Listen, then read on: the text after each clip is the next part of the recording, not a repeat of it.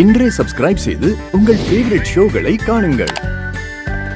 ராணியோட கவனத்தை திசை திருப்பி அவளோட பயணத்தை நிறுத்த நான் செஞ்சிருக்கிற முதல் சூனிய சித்து வேலை இதுதான். நான் என்னதான் மந்திர தந்திரங்களை கத்து வச்சிருந்தாலும் இதுக்கு முன்னால நான் ராணி கிட்டையும் பொம்மி கிட்டையும் தோத்து போய் உயிருக்கு பயந்து ஓடி போனதை நினைச்சு வெக்கப்படுறேன்.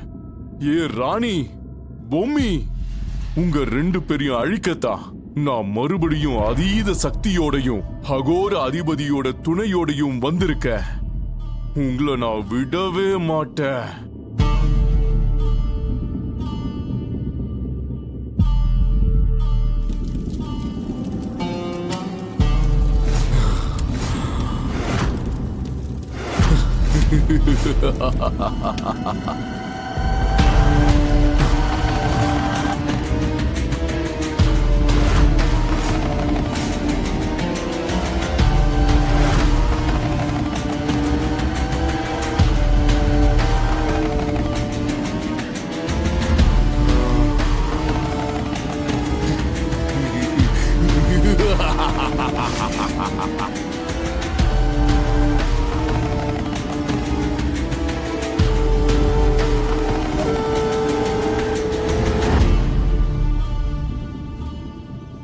ராணி,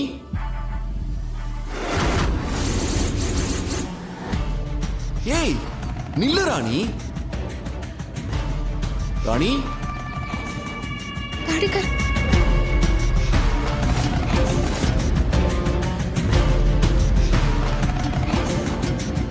ஏய் ராணி, நான் கூப்பிட்டுட்டே இருக்கேன், நீ திரும்பி பார்க்காம போயிட்டே இருக்க.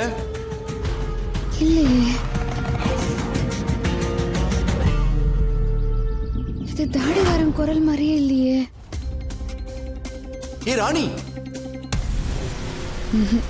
இது தாடிகாரன் குரல் கிடையாது.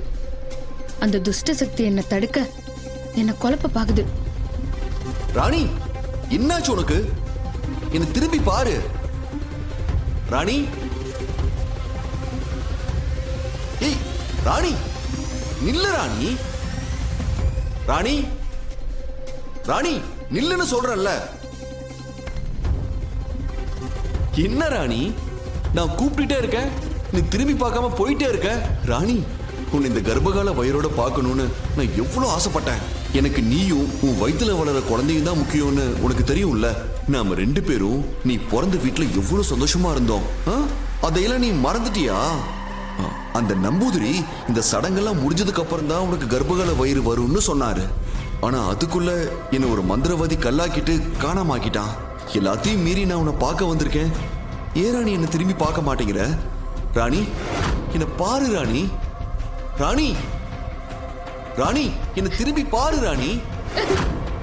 ராணி, உண்மையிலேயே தாடிகாரனா தான் இருக்குமா?